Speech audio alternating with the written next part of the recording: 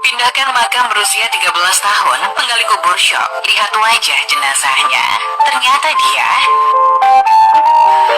Umumnya, dalam waktu 6 bulan, jenazah manusia yang telah masuk liang lahat hanya akan menyisakan tulang belulang saja. Akan tetapi fakta tersebut seperti tidak berlaku terhadap jenazah almarhum Azima yang wafat pada tahun 2002 yang silam. Ceritanya bermula ketika almarhum harus mendahului suaminya berpulang menghadap Sang Maha Pencipta. Ia kemudian dimakamkan dekat kawasan Talang Kerangga, Palembang. 10 tahun kemudian suaminya yang bernama Abu Bakar Zen ikut menyusul berpulang menghadap Sang Maha Pencipta. Berbeda dengan almarhum istrinya, jenazah suaminya sendiri dikebumikan di lokasi yang berbeda, yaitu di Jalan Cindewelan, tempat pemakaman Raja-Raja Palembang dan Suryatnya. Pemakaman tersebut bukanlah pemakaman untuk umum, hanya orang-orang yang mempunyai garis keturunan dari Raja dan Suryatlah yang dimakamkan di tempat tersebut.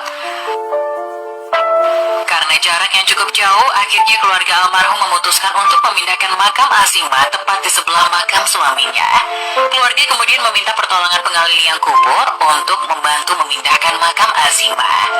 Penjaga sekaligus penggali liang kubur makam Raja dan Zuriatnya, yaitu Zainuri, dibantu 3 rekannya, akhirnya menyanggupi permintaan keluarga almarhum. Kemudian berangkatlah mereka menuju tempat makam Azima.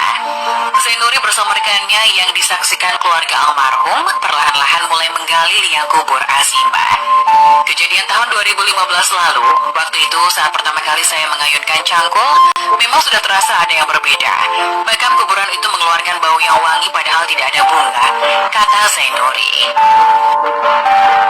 Ia terus mencangkul lebih dalam dan kemudian sampailah pada puncaknya. Kain kafan pembungkus jenazah sudah terlihat. Mereka bertiga langsung mencoba meraih jenazah tersebut. Akan tetapi betapa terkejutnya mereka melihat kondisi kain yang tidak kusam dan nyaris seperti baru. Kain kafan tersebut seperti baru dan mengeluarkan bau yang wangi.